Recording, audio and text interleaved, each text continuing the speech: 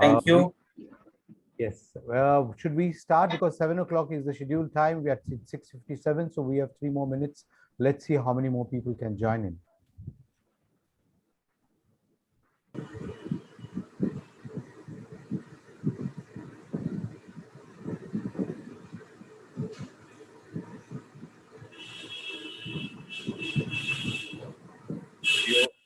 Professor Shengupta, am I audible and visible properly? I think so, yeah. Yeah. Okay, thank you. Thank you.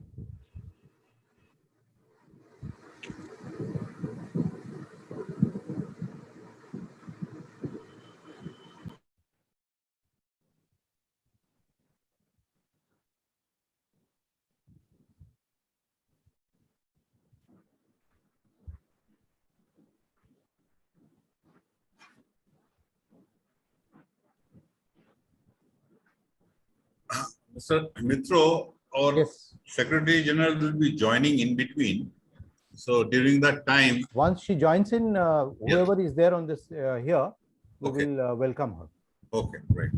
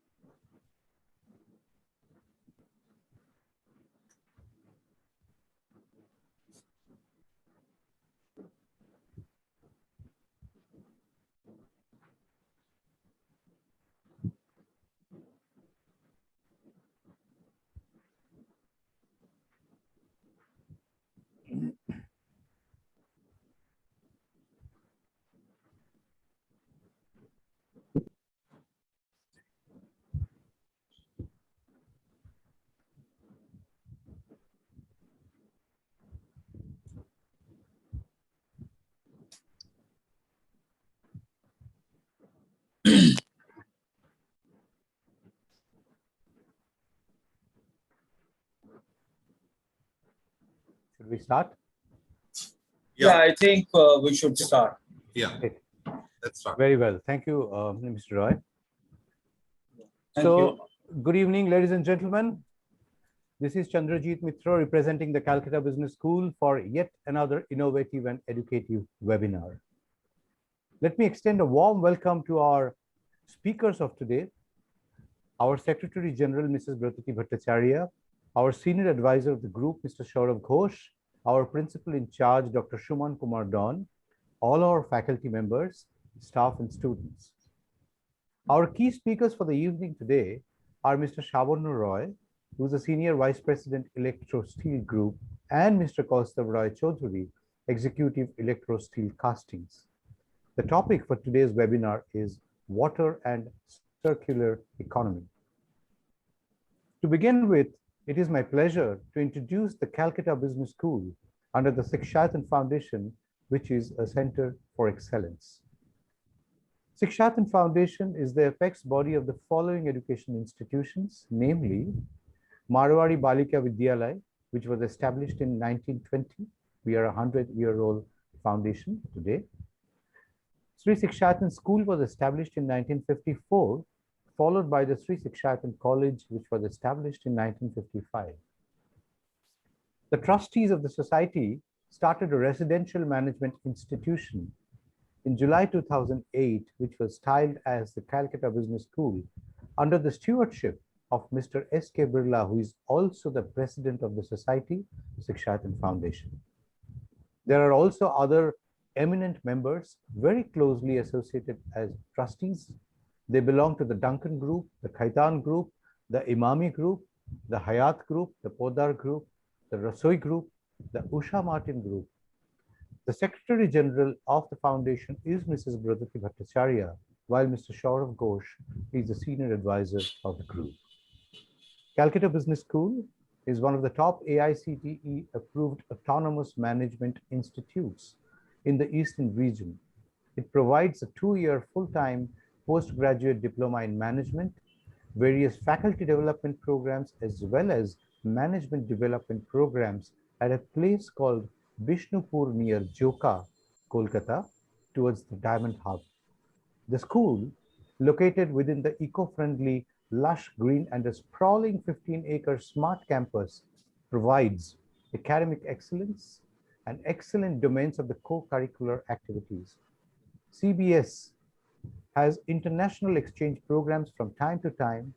The business school has also regular activities like webinars, seminars, and workshops on different areas apart from the academics. Calcutta Business School also organizes excellent placement for its students. The group today consists of more than 10,000 students and 500 staff members. Before we proceed, I would request my colleague, Mr. Kobe, to play a small video before I introduce our very privileged speakers for the day.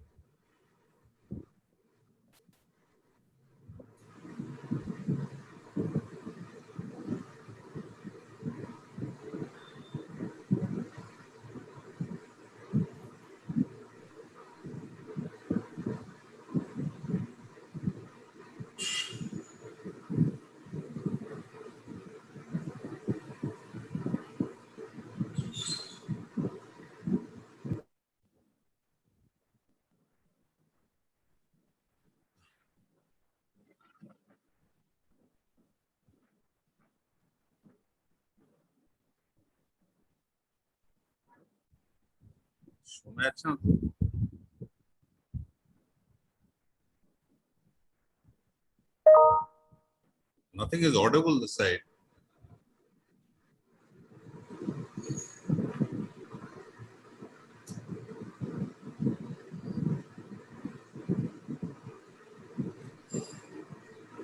There seems to be a small technical glitch in terms of the audio, I think.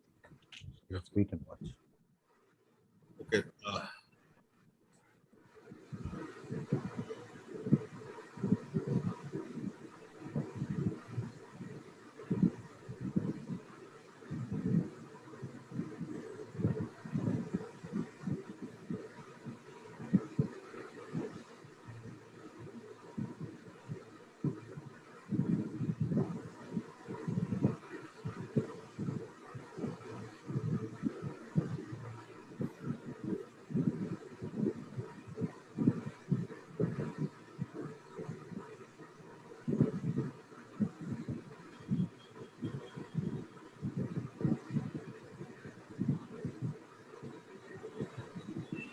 Ashish.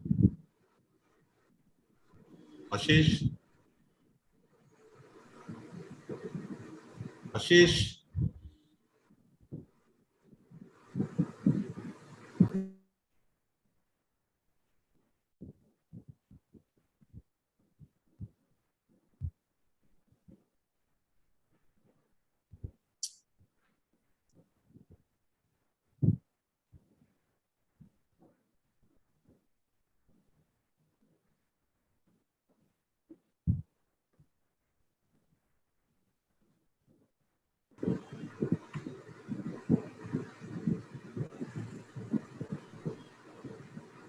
Ashish.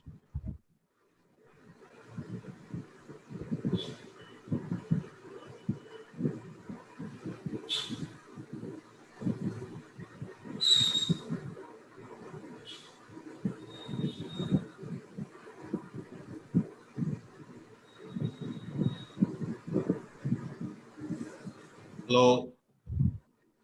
Hello. Ashish.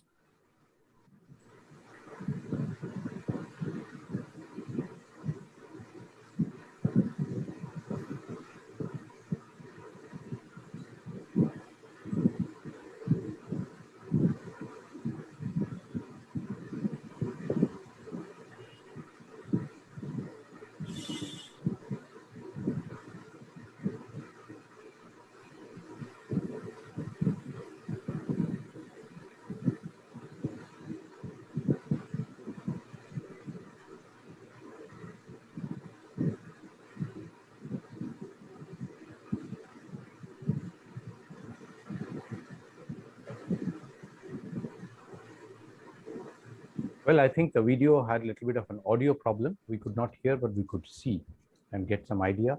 Now it's my extreme privilege to introduce our chief speaker for the evening, Mr. Shabur Roy. Mr. Shabanu Roy is a trained civil engineer and graduated with a first-class honors civil engineering degree from Jadavpur University in 1988. He is presently working as a senior vice president and is in the 26th year of his employment with the Electro Steel Group. Mr. Roy is engaged in giving leadership to business development, applications, technology, and certain key strategies in the Electro Steel Group. He has a technical book titled Articles on Ductile Iron Pipelines and Framework Agreement Contracting Methodology, published by the Scholars Press in European Union with two of his co-authors, which have been translated into 8 major European languages. He has been visiting national and international conferences to talk on various matters concerning ecology and environment. He is an active participant in the multivarious activities of International Commission on Irrigation and Drainage, Confederation of Indian Industries, Central Board of Irrigation and Power, Indian Geographical Committee of International Water Resources Association, Calcutta Business School, Engage India, and GIS Group of Institutions. Mr. Roy is an author of critically acclaimed, best-selling literary fiction of 7 published books. He is a Goodreads author with present rating of 4.05, with reviews and ratings in excess of 2,500, and on Amazon, he is rated between 4 and 5 with reviews and ratings in excess of 2,000. He has been covered by all the prestigious national and international media. He was an invited speaker on the opening day at the Noida International Literary Festival in 2019 and was also a panelist at the Tata Steel Literary Meet 2020 on the opening day at a session which discussed the dark side of the mind. He was the guest of honor at AWIC 2021 Literature Festival at Lucknow. He was recently interviewed in the Bhava Samvad series of Kalinga Literature Festival. He has, during the pandemic, attended many literary meets and discussions with institutions on various video conferencing platforms. He has been awarded the Literoma Laureate Award in 2019, Literoma Star Achiever Award 2020, the Least Award for Excellence in Fiction by the NewsX Media House, Certificate for the Real Superheroes for spreading a spirit of positivity and hope during the COVID-19 pandemic, the Literoma Golden Award 2020, Lifetime Achievement Award, and many, many more. Very recently, the last literary work of Mr. Shabanu Roy has been converted into an Amazon Audible book by the American elocutionist Grant Tharp and released in the USA and UK markets. Earlier, Shabanu's 2 more literary works converted into Amazon Audible books by the Australian jazz singer Colin Newcomer. Perhaps Shabanu is the first author from the Eastern India whose book was converted into an Amazon Audible book in the year way back in 2014. And it goes on. Ladies and gentlemen, let me extend a very warm welcome to Mr. Roy as our key speaker for this evening. Thank you so much. Thank you so much for a wonderful introduction. Thank you. It's time for me to also introduce Mr. Kaustav Rai Chaudhary, who is a trained civil engineer and passed out with a first-class honors civil engineering degree from Indian Institute of Engineering, Science and Technology, Shibpur in 2018. He is presently working as a senior executive in business development and is in the 3rd year of his employment with the Electro Steel Group. He is working very closely with the Maharashtra Jeevan Pradhikaran, Water Resources Department, Maharashtra, Water Resources Department, Goa, Water Resources Department, Gujarat, Sewerage and Infrastructural Development Corporation of Goa Limited, and other public water infrastructure utilities. We extend you a very warm welcome, Mr. Kaustav Rai Chaudhary, for this session this evening. Thank you so much. Thank you so much for the introduction. I welcome everybody once again. And now I hand the session over to our own Professor Dr. Siddhartha, Professor Siddhartha Shetgupta, who is our very vetted professor and academic ruler in Calcutta Business School, to be the moderator and take this session forward. Thank you very much and welcome, Professor Siddhartha Shetgupta.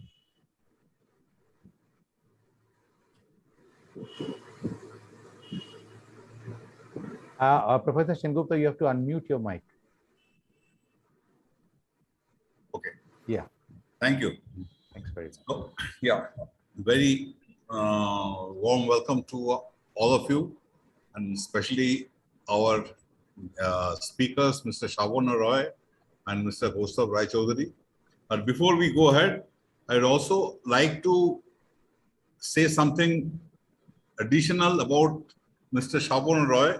Only today I came to know from the paper that he has only very recently, he has published a book, Technological Trends in Water Sector for a Sustainable Solution.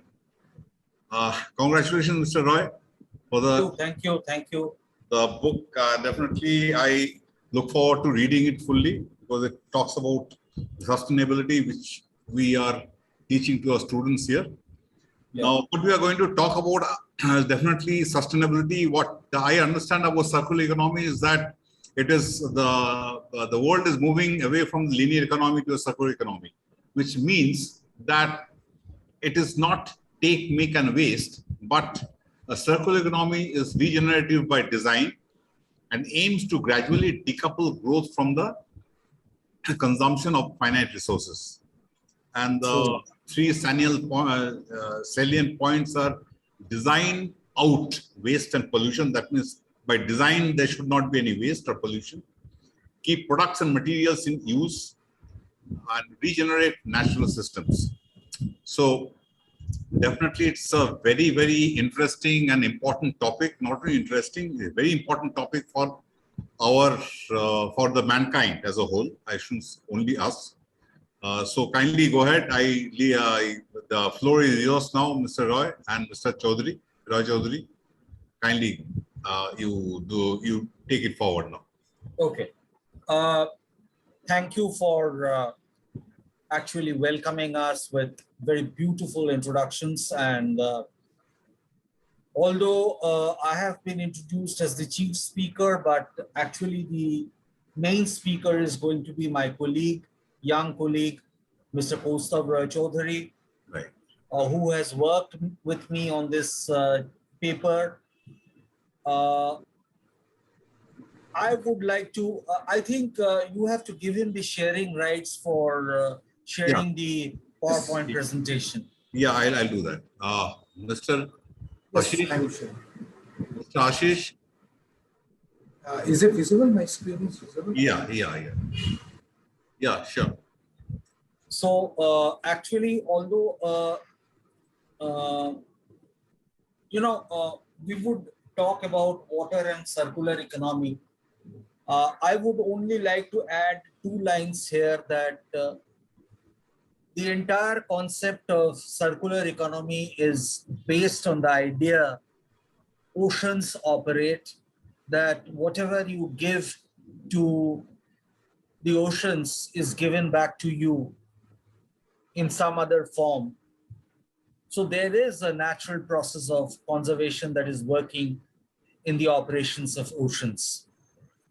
So that is in short what circular economy is all about. So I would request Kaustav to take us ahead with the presentation, and then whatever questions you will have from the audience, I will try to answer them one by one. Okay. So good evening, everyone. And so I will be briefing you about the water and circular economy. So before coming to water and circular economy, just I would like to mention that circular economy as a whole can be applied in all spheres of life. And personally, I think it should be taken up on a war footing basis. So in this presentation, we have tried to cover circular economy in perspective of the water sector or the industries or the public sector utilities, those which are related to water. So the introduction. Now, natural resources, including materials, water, energy, and fertile soil, are the basis for sustaining society. However, Bit louder. Is it audible? Yeah, it's audible, but if you can be a bit louder, yeah, whatever. Yeah, sure. However, the activities of the large and growing human population is rapidly eroding many of the world's natural resources. While a large part of an increasingly urban global population is still struggling to meet basic needs. Over the next 30 to 40 years, unprecedented volatility and uncertainty seems likely. The global population is estimated to increase to around 8 billion by 2030, probably to over 9 billion by 2050, with increases in average wealth further raising the demand for the products and services. As a result, competition for land, water, and energy could intensify while the effects of climate change are likely to become increasingly apparent. Because the idea of a circular economy proposes a real paradigm shift and a different way of thinking about the economy. It cannot easily be reduced to one simple definition. So the left-hand diagram basically shows the 7 forces which guide the circular economy. So as mentioned by Mr. Roy during the introduction, that what is given to the ocean comes back from the ocean to us. So first I would be starting with the blue economy. So what blue economy is that it is using resources in cascading systems. Means while using the marine resources, our motive should be use it in a cascading manner, that we should bypass or reuse the product simultaneously, and exploitation of the marine environment should be stopped. Moreover, preventive measures should also be taken into account. Now comes the second most important driving force, that is the performance economy. The importance should be given to quality more than quantity. That is given that sell performance rather than products. Now, biomimicry. I would like to mention that we are constantly evolving as a civilization. So it is our utmost importance to change according to the nature. So innovation should be inspired, or the process of invention and design should be inspired by the nature. Now the natural capitalism. Now our civilization is mainly sustained by the nutrients or the resources which nature provides us. So recognition should be given to the natural resources, which in terms is the natural capitalism. That is, recognize the critical dependency of business and economies that relies on the natural capital. Next comes the industrial ecology and symbiosis. And organizations should, their motive should be to reuse their waste and also reuse their byproducts. That is the raw materials, that is the primary raw materials should be again treated and should be used as a secondary raw material for other processes. Now, cradle to cradle. Materials are technical nutrients cycling continuously, or biological nutrients that is returned to the biosphere. That this same thing was mentioned by Mr. Roy while giving the introduction. Now, regenerative design. The systems or the models, or rather we can tell the technologies that we are developing nowadays, or the technologies that will be coming in the near future, should be developed in parity with the nature, and also it should be in a regenerative design. That is, systems should renew or regenerate energy and the materials that they consume. Now I would come to the basic definition of circular economy for water. Now the circular economy definition is for water is, it entails gradually decoupling of economic activity from the consumption of finite resources.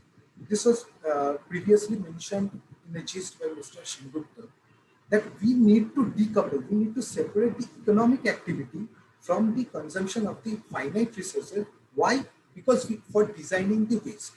If we co-join economic activity with the consumption of the finite resources, designing of the waste out of the system is not possible in a wholesome manner. And this concept should be underpinned by a transition to renewable energy resources. The circular model builds economic, natural, and social capital. Now, what is water circular economy? This is a Venn diagram that is clearly visible to everybody in the left-hand side. This is the co-joining formation of the water system management with the circular economy initiatives, thus resulting forming a water circular economy. Now, this diagram is the conceptual overview of the biological and technical cycles. The left-hand side part, the green part, is the biological cycle, and the right-hand side part is the technical cycle. So in the diagram, you can notice that there are two entities. One is the consumer, that is for the biological nutrients or the biological materials, and the user for the technical items or the industry related processes. So at first, all the materials and the parts of the manufacturers then comes to the raw materials goes to the product manufacturer. Then after that, the retail and service provider provides it to the consumer and the user. So basic thing is that from the industrial side, we need to maintain this process. That is, we need to reduce the consumption, reuse and redistribute, refurbish and remanufacture, and recycle. And after that, the waste that has been turned after the usage should be used in the energy recovery, like biogas and all other processes recently. And you can also do, after that, it can be done as put into a landfill. And for the biological circle, we can extract the uses for biological, for biochemical feedstock, that is, it can be taken as a feedstock as a fodder for the cattle stock. Then after that, the wastage also we can do the anaerobic digestion and composting, and thus leading it to methane and biogas, that is another energy production. Or after that we can do, or else we can do the soil restoration part. So this is the cycle that has to be continued. Now, why circular economy should be followed by organization? There must be some benefits that is the reason that it should be followed up by the organization. So there are mainly two types of benefits. One is the macro level benefits and another is the micro level benefits. Now, what are the macro level benefits? Number one, that is improved resilience of economic systems. Now, the price volatility of a given commodity is a key risk for regions and businesses that rely significantly on imports for that commodity. By maintaining material flows in cycles, either through a local or a geographically bound area, a circular economy model can reduce the dependence of economies on the input of new primary raw materials and therefore mitigate against the risk. It basically says that the raw material that is being procured or being manufactured should be put into use or can be recycled or can be used as a secondary raw material for another type of industry. Now, economic growth and employment. In the current economic model, the availability of materials and energy can limit opportunities for economic growth. The circular economy, in contrast, seeks to decouple these two factors with the aim of enabling the further growth. This is the basis of the definition of circular economy. Now, the preserved natural capital and climate change mitigation. Core to the circular economy model is the creation of conditions favorable to the preservation and restoration of biological nutrients to rebuild natural capital. The model also seeks to reduce negative externalities, and several studies suggest that circular economy scenarios would lead to reduced greenhouse gas emissions compared to business as usual. Now coming to the micro level benefits. The micro level benefits differ depending on the type of organization. So the different types of organization are organizations with material outputs and organizations without material outputs. That is the service-based organizations. So organization with material outputs, the benefit for them are, these include all organizations or parts of organizations that generate revenues through significant material outputs, regardless of whether they produce these themselves.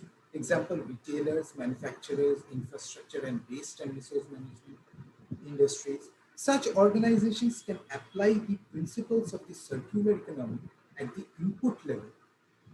Example, procuring secondary raw materials or remanufactured components as mentioned previously. At the output level, example, recovering products and materials after use. as well as in their own operations. The practicalities of applying the principles of the circular economy are different depending on their position in the value chain. For example, manufacturers have the opportunity to thoroughly rethink the design of their products and services, while retailers instead need to engage with their suppliers. Now, organizations without material outputs. These include the organizations or parts of organizations that obtain their revenues largely through service-based outputs. Example, pure service providers, design agency, architects, consultants, research and academia, and governments. The main resource use of these organizations therefore comes from the equipment and operations, and there are likely to be more circular opportunities at this level because the operation and maintenance part are handled by this type of organizations. Some might also be able to leverage the principles of the circular economy to create new revenue streams thanks to new types of activities. For example, by playing an intermediary role to enable performance models or by providing complementary services such as training. So basically the organizations with material outputs and the organizations without material outputs should work in a conjoint manner to achieve the circular economy. Now, circular economy can be achieved by two types of looping system. One is the closed loop system and another is the open loop system. The closed loop system is the basic form, that is a raw material being produced by a company X, then the production, after the production of the product, it is being used by the end user, and then reclamation of the products from the end user is being done, and the recycled product, recycled waste is being processed and again used as a secondary or a primary raw material for the same industry. This is the closed loop. Now comes the open loop. Open loop in a basic way is that a raw material being used by a production company and producing a product is being used by another, used by the end user, and the reclamation part is being done. The reclamation part can again be again provide the primary or a secondary raw material to another industry, or the waste material of another industry can be reused as a primary raw material or a secondary raw material for the production of the X company. So this is basically an open loop concept. Now, circular economy principles for water management. So for water management, there are three clear-cut principles for achieving circular economy. Principle number one is the design out waste externalities. Number two is to keep resources in use. And number three is regenerate natural capital. Now, what are the points and how to design out waste externalities? Number one is to optimize the amount of energy, minerals, and chemicals used in operation of water systems in concert with other systems. Optimize consumptive use of water within sub-basin in relation adjacent to sub-basin. Example, use in agriculture or evaporative cooling. Use measures or solutions which deliver the same outcome without using water. Now, for keeping resources in use, optimize resources, that is water use and reuse, energy, minerals, and chemicals within water systems. Optimize energy or resource extraction from the water system and maximize their use. Optimize value generated in the interfaces of water system with other systems. Now, how to regenerate natural capital? Maximize environmental flows by reducing consumptive and non-consumptive uses of water. Preserve and enhance the natural capital. Example, river restoration, pollution prevention, quality of effluent, aquifer recharge, and also one example can be afforestation, etc. ensure minimum disruption to natural water systems from human interactions and use. Now, circular economic principles for water sector now can be divided into two parts. One for the naturally and how naturally circular economic principles is being followed up, which should be imbibed by us. That was the main point of the biomimicry. And another is the human managed. So first I will come into nature managed system. Within a given basin, the natural water cycle acts to reoptimize, reuse, and replenish. Reoptimize. Nature needs a specific supply of water to maintain the ecosystem and biodiversity. This is naturally variable and based upon the complexity of the ecosystem, climate, and general ability to adapt by plants and animals to a changing environment. Reuse. As water cycles, it is naturally treated as it moves from higher to lower elevations and interacts with flora and fauna. Replenish. The natural cycle concludes with a return of water to the environment through evapotranspiration, infiltration, or surface water flow. So, this naturally managed circular economy, the diagram of this is shown in the left hand side. Now, coming to the human managed system. Now, on the human managed side, water circularity, this action for the human managed side is being necessary because we personally have altered the natural water cycle by abstracting fresh water above its rate of replenishment, accelerating the water loss through inefficient irrigation and distribution methods, polluting water and limiting its utility for other users. Such outcomes have adverse impact on the natural water cycle and can result in economic and environmental losses or additional costs to meet the human needs. So it is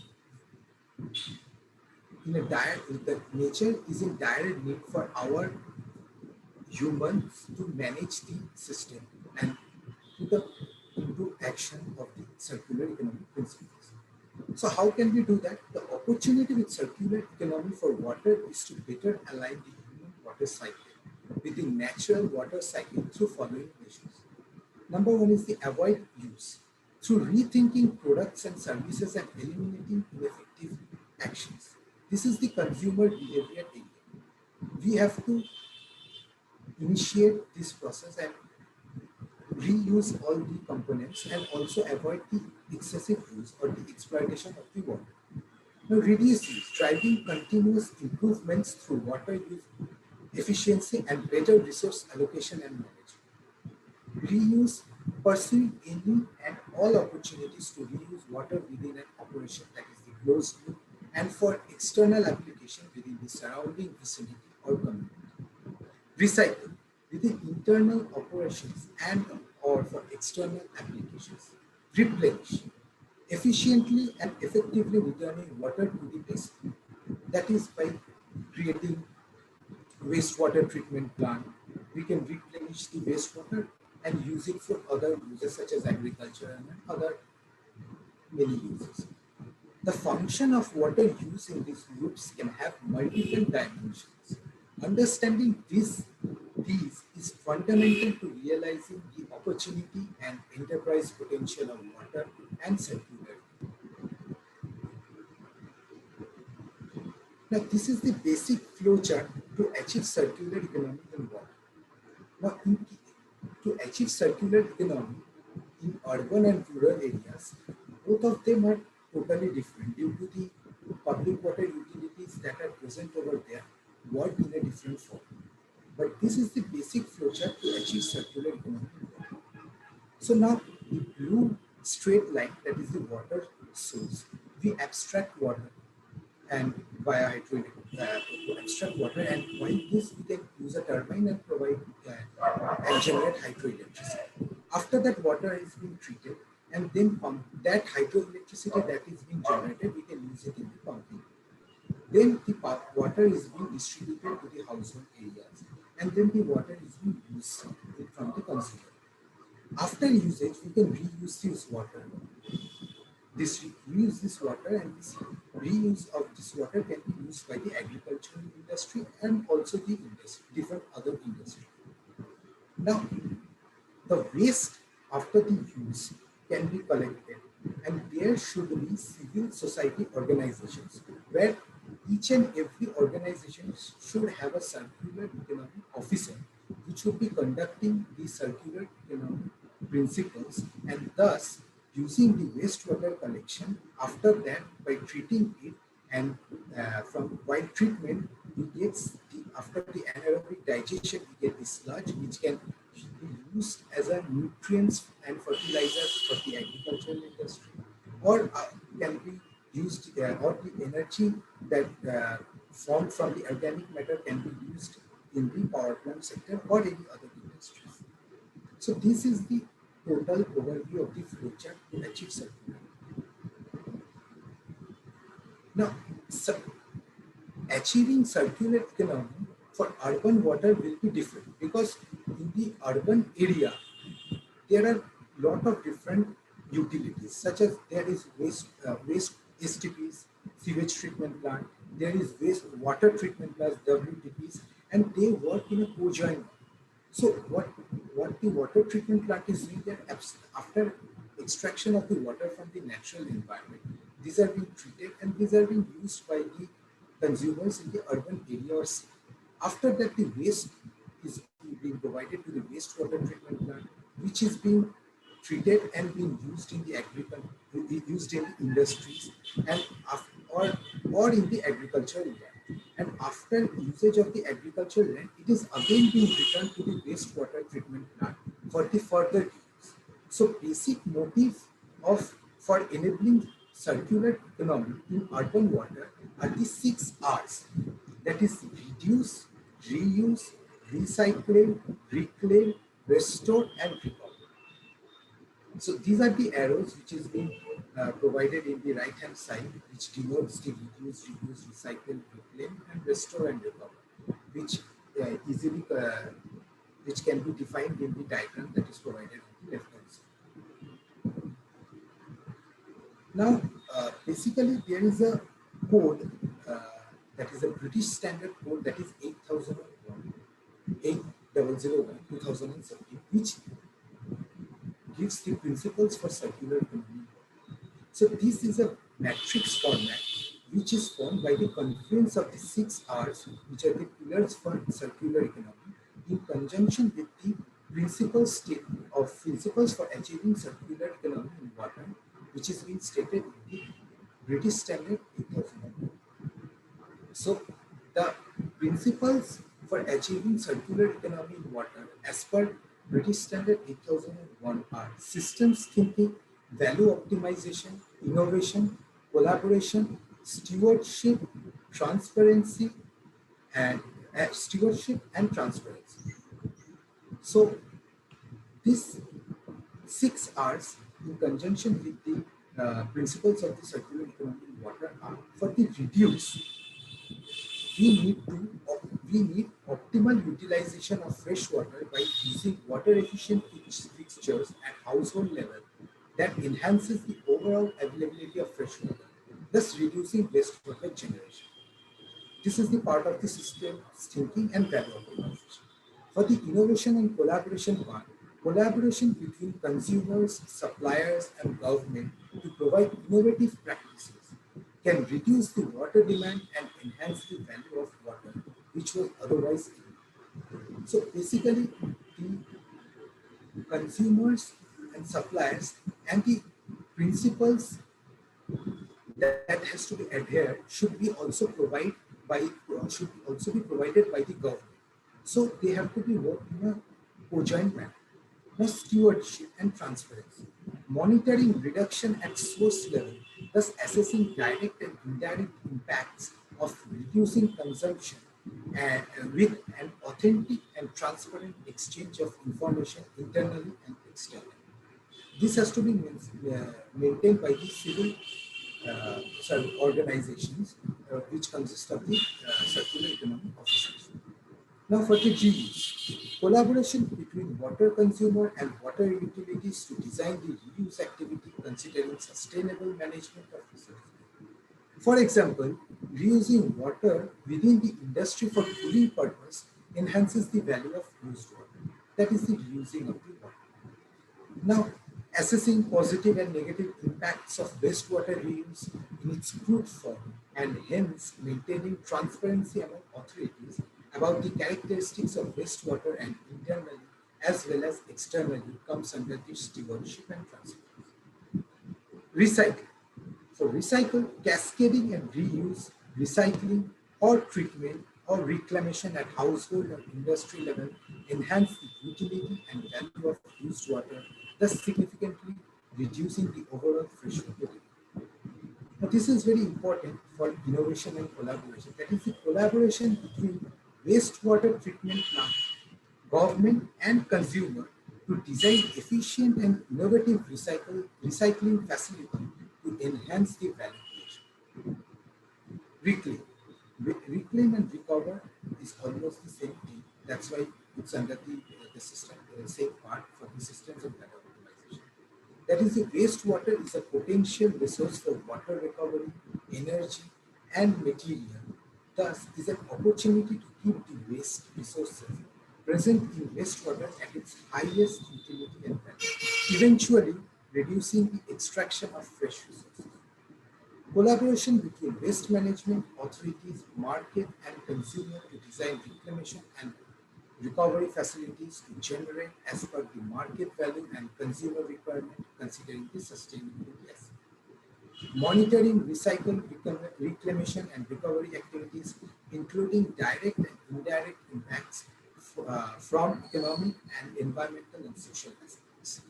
Transparency to exchange information about the methodology and extent of recycle, reclamation, and recovery activities in practice. And now restore. Utilizing rainwater or treated wastewater for groundwater restoration can enhance the groundwater level, reducing the water scarcity in the dry season. That is the aquifer recharge. Another example is afforestation that helps in restoring the water cycle, thus increasing the value of land as well as reducing environmental pollution. Collaboration in between government authorities and customer to devise innovative groundwater restoration model to enhance the availability of fresh water in future. Example, rainwater harvesting. Responsible action towards restoration activities at small scale as well as large scale for promoting water restoration in urban water cycle. Transparency to share information about the activities involved in restoration and the extent of restoration achieved in timely basis.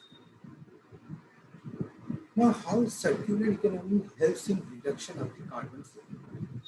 So, the main key materials for production of an industry are steel, aluminum, plastics, and cement. From the left-hand side diagram, the current usage is, you can easily, it's been given as the 6.7 billion metric ton. It shows that in the future, the baseline scenario for 2050 would be 9.3. So if we follow waste elimination, product reuse, material recirculation in an individual basis, they will be helping in reducing 0.9, 1.1, and 1.7 billion metric ton respectively. But if we initiate circular economy, that scenario which was in 2050, the future scenario that would be 9.3 would reduce to 5.6, that would be the reduction in 40%. So the two major way to cut emission is by designing out waste and keep products and materials in use. Now, the circular economy offers an opportunity to tackle hard to abate emissions and accelerate the transition towards a net zero carbon economy. Circular approaches shift emissions away from hard to abate, costly industrial processes towards activities that are much easier to decarbonize. Notably, recirculation bypasses the emissions of new production as well as end-of-life incineration, eliminating some of the hardest to abate emissions. Products designed with alternative feedstock materials that are either low carbon or renewable ensure that emissions are avoided from the outset. Furthermore, unlike today's primary materials production, many of the processes crucial to a circular economy, such as e-manufacturing and refurbishing, can be powered by renewable electricity. Now, how carbon footprint can be reduced by implementing circular economy in water sector? The previous slide was for the overall part. The points are to reduce are physical and chemical effluent treatment to remove metals, phosphates and chlorides. Biological treatment followed by membrane filtration to treat organic compounds and thus reduce the biological oxygen level. Reverse osmosis to further remove impurities to enable reuse without. Evapoconcentration treatment of the effluent from the reverse osmosis process to further extract water for use in the cycle. End uses that do not require high quality water use the outputs from the physical and biological treatment to minimize the volume of water processed in the energy intensive reverse osmosis and evapoconcentration processes. The availability of the renewable energy in India can ensure that this energy intensive process is carbon neutral in its operation. Now, see this, if a plant follows this process, it can recycle 900 cubic meter of water per day. This is humongous. This would be the best water management practices to reduce operational water demands. The first company to use the methodologies in the sites was Renault, and they have been highly successful in this pursuit. Now, next level. Now, we need to realize the potential of the circular economy, and we need to bypass this methodology or the initiative to different industries so we can co-join the hands and come into the rescue of the nature. So, next level and realizing the potential, the main points are that is the forming an urban bioloop plus energy positive and wastewater treatment. Second is the compendium of case studies. This is very important. The case studies compendium will collate the examples of projects where circular economy thinking has been applied to systems where water is the primary function. Example, municipal, industrial or urban water and wastewater, as well as where water provides a specific service as a part of the system, operation or production. That is the dimensions of water discussed in the previous sections. Now, these case studies will help to identify the variety of measures that are available, the quantification of the benefits and the nature of the additional value that has been generated. Now, these case examples will help establish the context and content of an appropriate water and circular economic framework. The third is the creating a water and circular economic framework. By the compendium of the case studies, we will get a clear notion that how successful this this circular economy has been that has been used by some of the industries or by the governing body. And as a result, our government or the governments of the different countries can create a framework which can help us in creating circular economy in a wholesome basis. Now, previously I mentioned that the framework agreement that is is of British standard, that is 8001. There is no Indian standard code. So this has to be put up, and this can be only put up by having the compendium of the case studies. Water and circular economy and maturity assessment. A maturity assessment will identify the knowledge and awareness of water and circular economy within an organization. This is very, very important for a specific organization or an industry. Water is ubiquitous and water systems directly and indirectly interact with most of the other systems. Due to this ubiquity, even where an organization does not have direct interaction with water, it may be able to affect a positive change on the water and circular economy system and derive additional value.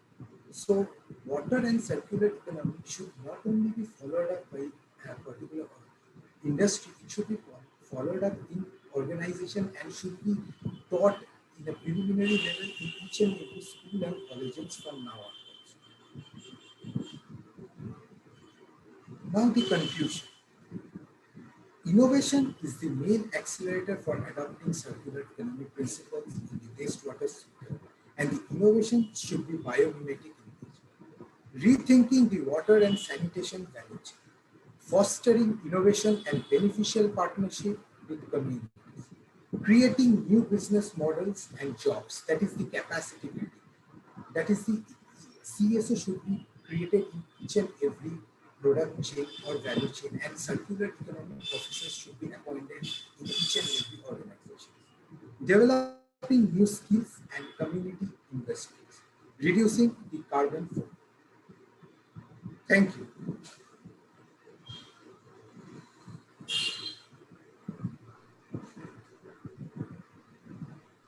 Great. Let's welcome our Professor Siddha Kishan Gupta, please.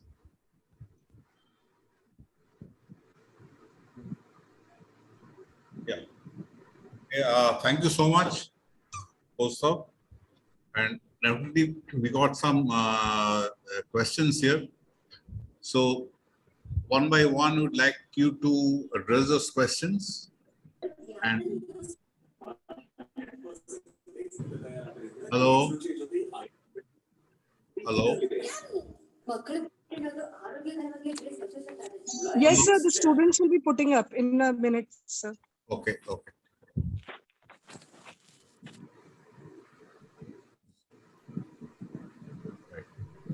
So, but there's some questions which the students are coming up with, but I would like to just ask my query is that you had mentioned at a point that replenishment of aquifers.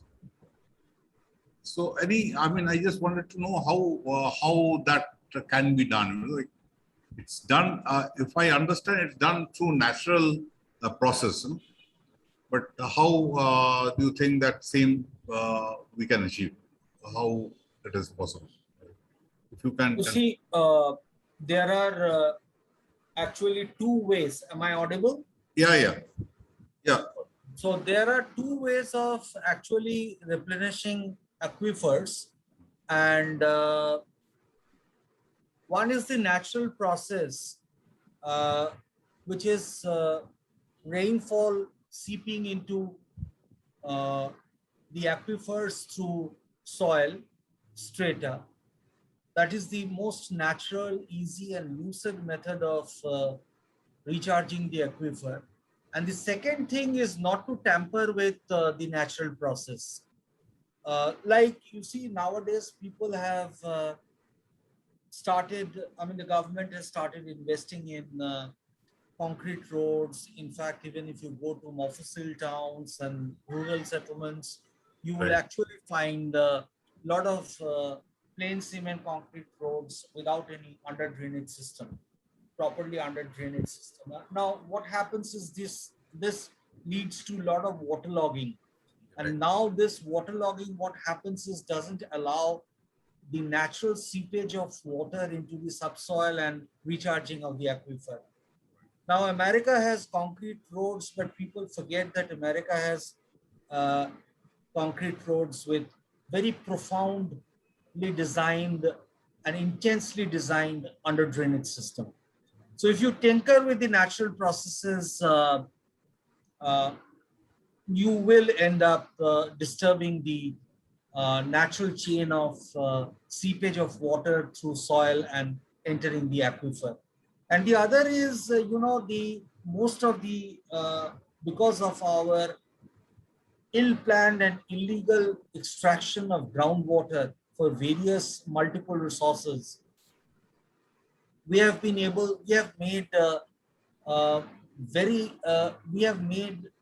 plenty of water-stressed districts. Now, what is required is in these areas, rainwater harvesting is required by way of making catchment basins reservoirs and ponds. Now those water has to be impounded not for drinking purposes, but to be able to seep down deep into the soil layers.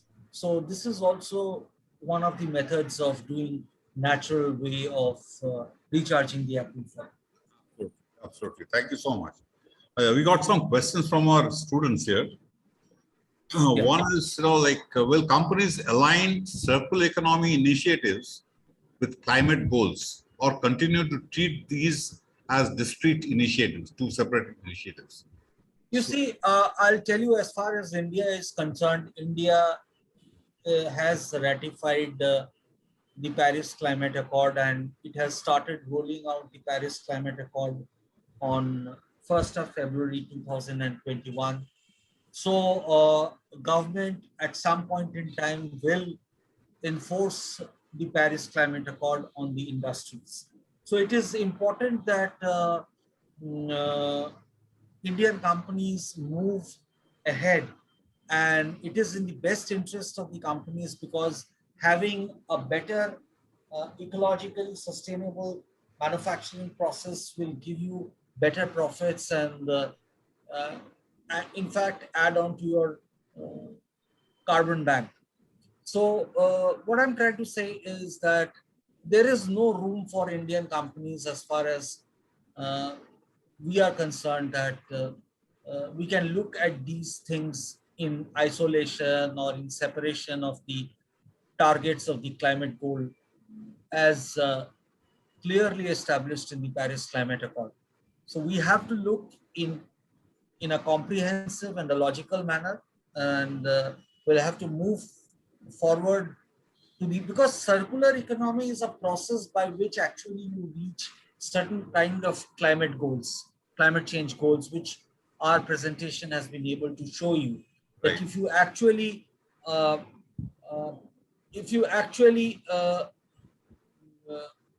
adopt the circular economy, what will happen is you will be able to reduce the carbon emission as on date in 2050 by around how many points, Kosav? Around Around 40%. around 40%. Yeah. Okay, this was the question that you answered was from one of our students, Shumita Sharkar. Okay. Shumita, I hope you have the question, you have been able to understand the query. Yes, sir. Yeah, okay, thank you. Yes, sir. Thank you so much, sir. Thank you. And the next question is from another student, Pritam Kumar. He says, good evening, sir. My question is, will moving towards the circular economy require changes in consumer behavior? Are those happening? So this is the question that he has. Is will Can you repeat the question, please? Can you repeat the question, please? Will moving towards a circular economy require changes in consumer behavior? Of course it will. Are those happening? Well, it will happen slowly. You see, it will happen slowly. For example, you listen to a lot about electric cars. All right. Now, electric cars are the invention because of lithium-ion batteries. So, as electric cars will become more popular, you would find fossil fuel gas-driven cars are going out of the roads.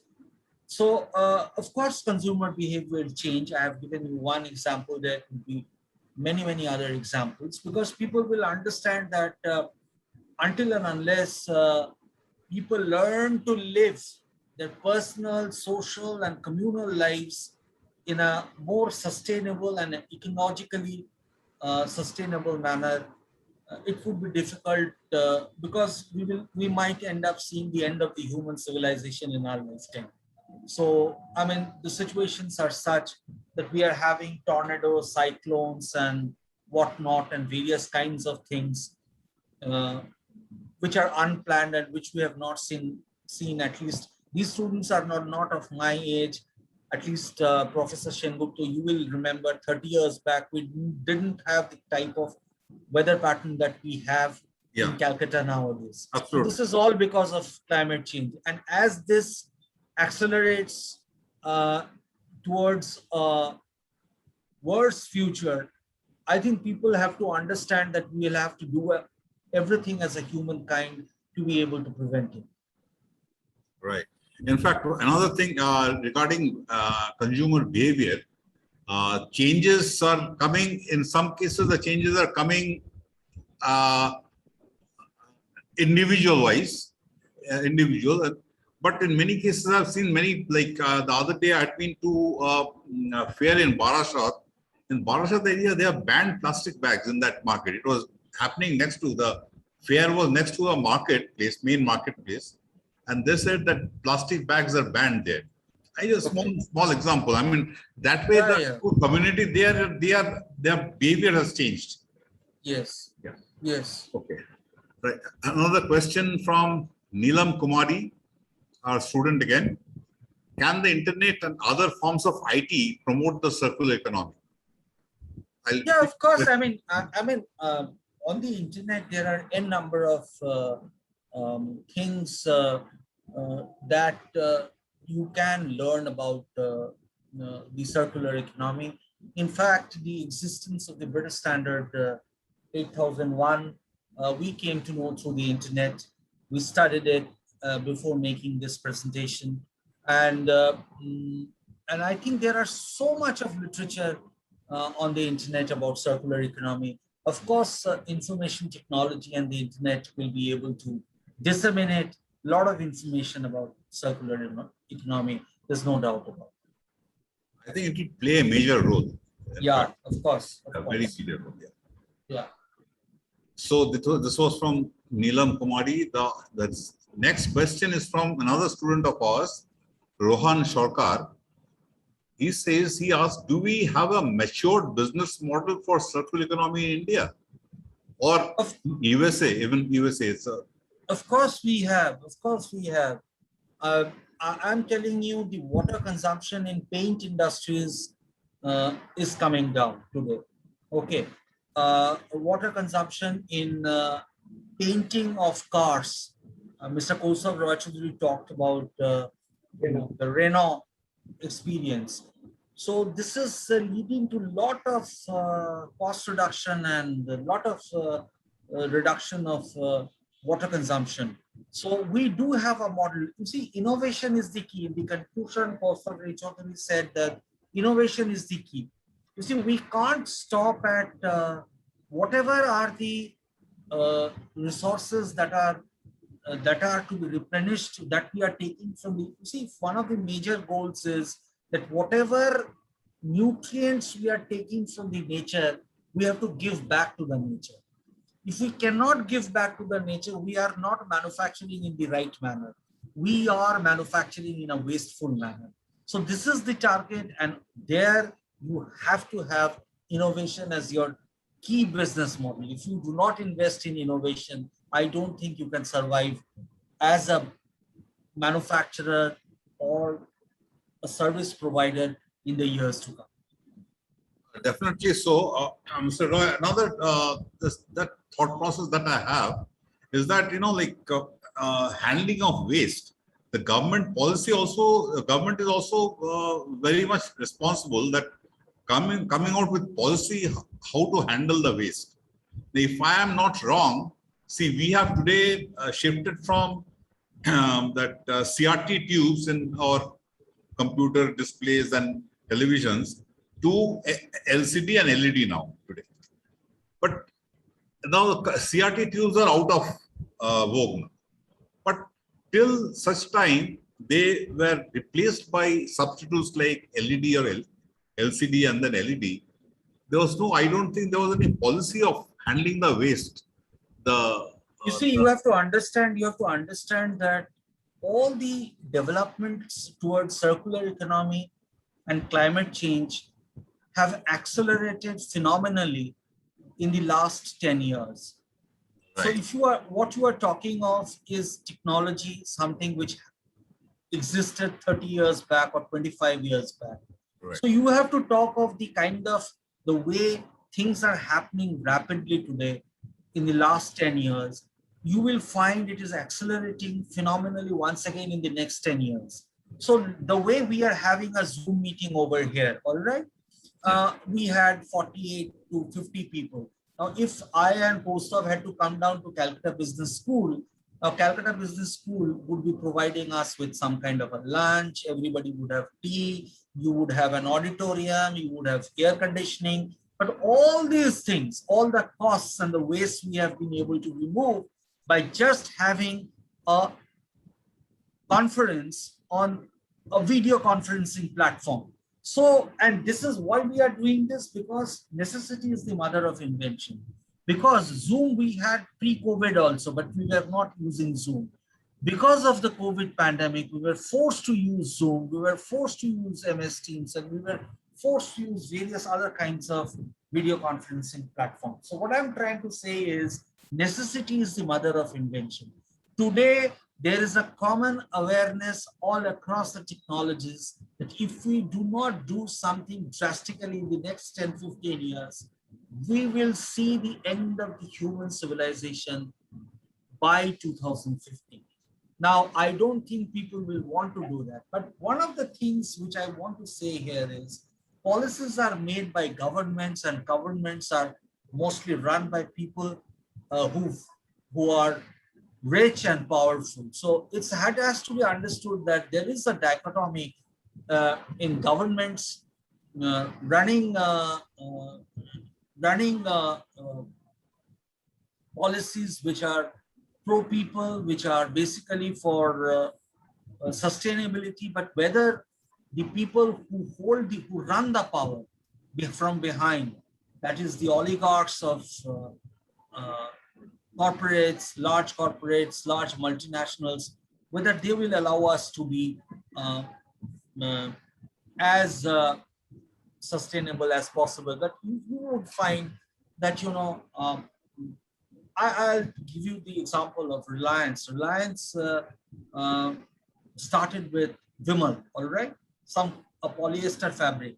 Now they did backward integration, then they did forward integration. Okay. Now from refineries and petroleum, they're moving to data because they have understood that data mining is the future of the world.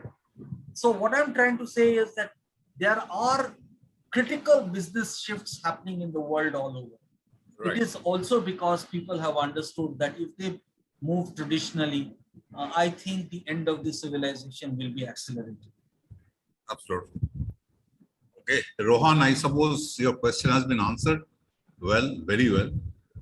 And now the second question from, next question from Shubhankar Sharnal, another student of ours. He says, thank you for such a great session, sir. My question is, how circular economy concept in water use can be applied in rural areas with underdeveloped infrastructure? Well, you see, circular economy is not something that you need immediately in rural areas. In rural areas, you need to send first water. You don't have water in rural areas. Okay, once you have water, then you will be generating wastewater. Now, in rural districts of India, the reality is the womankind travel for 10 kilometers or 12 kilometers to fetch water. Now, that's the kind of scarcity of water you have in the rural settlements of India. So we are not immediately talking about circular economy in rural settlements of India. We are talking about circular economy in the industrial and the service providing community in the urban settlements of India. So that is where we should concentrate first. And once the services have been provided to the rural settlements, I think the learning of the urban experience will go to the rural along with the circular. Excellent, excellent, absolutely, absolutely. Thank you. I think Shubhankar will be happy that his question has been answered well, very well. Now another question from our student Akanksha Raj. Good evening, sir. My question is, suppose if the logic of the circular economy is so compelling, why aren't more companies doing it already? No, it's not true. It's not true. Actually, we started Electro Steel Castings Limited started the idea of circular economy actually in the year 2001. At that time, the circular economy phrase was not in fashion or in style. But the point is, we started in 2001 because we invested in minimal discharge liquid plant. We invested later on in a waste recovery plant. Then we made the sinter plant. With the sinter plant, we had the captive power unit. So we were not allowing any waste to come out of our system, manufacturing process. And the whole process started in 2001. Now, if you see other industries also, they have started the process already. It's not true that they have not started, because you must understand, in manufacturing and service providing, circular economy is actually a more profitable business model than a non-circular economy. So that is what the industrialists will have to understand. Like today, where Calcutta Business School has had to practically invest no money in having a conference. Now, if you had a physical conference, you will have a more carbon footprint at a higher cost. You have a lesser carbon footprint at a lesser cost, which means it is a more profitable style of doing a business. Absolutely, right. Fantastic. Yeah, so another 2 or 3 more questions. Questions from Swati Goswami. Good evening, everyone. My question is, between open loop and closed loop, which one is more viable in Indian context and how? This is also my question, in fact. Actually, you have to start with closed loop, then you gravitate towards open loop in the long run. Because the number of raw materials or the input materials that you have, you cannot handle in a closed loop system. You will have to have it in the open loop system. So you start your circular economy process with a closed loop system and then gradually gravitate towards an open loop system as your sub-vendors and the ancillary industries around your industry gravitate towards circular economy themselves. So it's a chain process, a multiple chain process. Right. Thank you so much. Okay. So another question from Progga Devnath, or another student of ours. Good evening, everyone. First, thank you very much for such an interesting delivery. Sir, in this context, my question is, will moving towards the circular economy require changes in... Okay, that's already answered. I think the same question regarding consumer behavior. Fine. So thank you so much, Mr. Roy. I think Deepak Kumar. Good evening, everyone. My question is, which water irrigation management is best in India in urban area? Well, it is a very complex question, I'll tell you, we have a canal distribution system of irrigation, which is an old and a traditional and a conventional system of irrigation. We have the new emerging technology of pipe-based irrigation system, and in the cascading integrated micro irrigation system, we have got drip irrigation system, sprinkler irrigation system, we have got surface-based irrigation system. So it is a multitude of many irrigation systems that you have. So it would be difficult to say which irrigations should be applicable for which system. And then there are many other kind of irrigation systems: medium irrigation system, major irrigation system, micro irrigation systems, minor irrigation system, lift irrigation system, then underground pipeline irrigation system. So it's a multitude, it's a very complex matrix. So if you give, now these things are designed, we design these things on a case-to-case basis, project-to-project basis. So I'm very sorry that I'll not be able to give you a straight-cut answer to this question, but I have been able to hold before you the variables that are there in this matrix. Thank you so much. Okay, I mean, there are no more questions, but all of the students who asked questions are saying, thank you so much. I totally understood. So they're very happy about it. So thank you so much. And I would now we've come to an end. So before we part, I would request our student, Ms. Progga Biswas, to come and please deliver the vote of thanks. Progga, yes. Yeah. Yes, sir, I'm here, sir. Thank you, sir. Firstly, a very good evening to everyone. And it's my privilege to propose a vote of thanks speech on behalf of the entire fraternity of CBS. I would like to express my gratitude to all esteemed delegates of the webinar for their presence and contribution to make this webinar a great success. I extend my gratitude to our honorable speakers, Mr. Shabonu Roy and Mr. Kaustav Ray Chaudhuri, to take out their time to grace the event.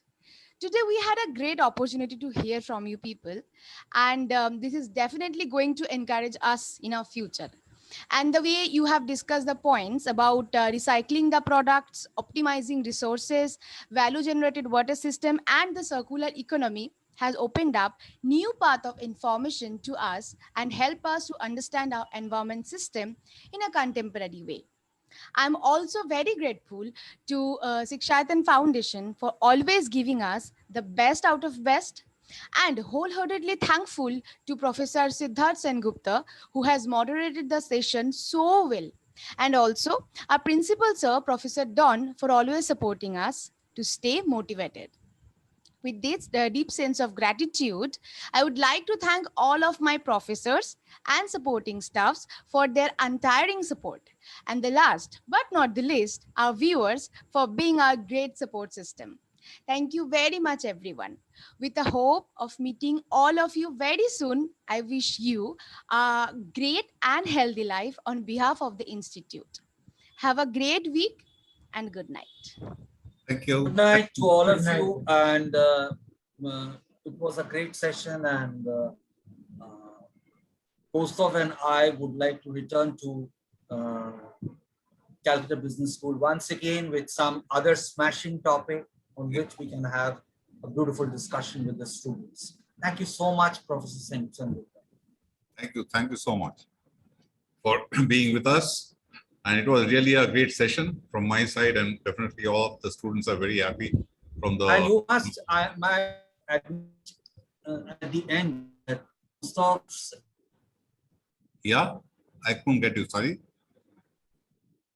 I'm not able to get you. Studying in Calcutta Business School. Kaustav, in our company, we have a model of mentoring our youth team members.